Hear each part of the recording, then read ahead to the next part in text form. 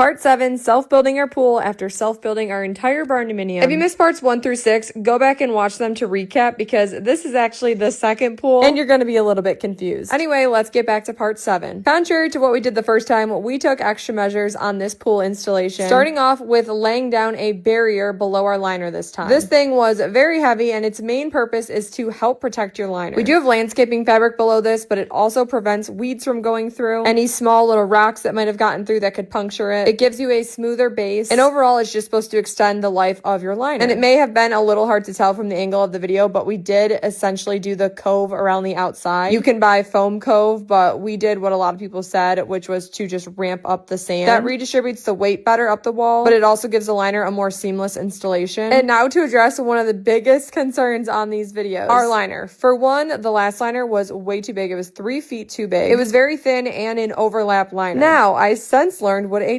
J-hook liner was, and I don't know why everyone doesn't use these, but they're amazing. They have a super thick rubber lip around the whole edge, and that way we didn't have to guess where the liner needed to go or how far over to pull it. It also made our top track sit so much tighter and was just substantially better than the first one. A lot of people were super pressed about the fact that they said I should definitely not have kept the liner. Even though I bought one that was too big, it still had a hole in it, etc. But please don't stress anymore because I literally was able to exchange that liner for this one. So in turn, it cost me no extra money. And like I said, this pool was free, so we really were not into the second pool any more money than the first, which is an absolute miracle. The other thing I have to point out is this pool series has reached millions of views across all of our channels. And one of the most frequent comment I get is, why would we buy a used pool? Why would we do an above ground pool? Why not just get a Walmart pool in the box? Why not do an in-ground pool? Getting a 24-foot metal wall pool with a new liner for under $600, along with every single thing it comes with, is an extremely good deal. Okay, quick pause from the story because I had to show you guys the family of deer that are in our yard every single night. I've been watching these twin babies for like a month now, and I ended up getting that one pooping on camera, which was too hilarious to leave out, but they're just so stinking cute, and I love living out in the country for this reason. Anyway, back to the program. But yes, I did not want a soft-sided pool from Walmart. We wanted something a little bit more permanent, and the in-ground pool comments have me laughing. Google how much an in-ground pool costs to install. The average is around 66 grand. Mind you, we spent around 500 bucks on this. Everyone's like, you have so much land, why wouldn't you put an in-ground in? I have 10 acres and could put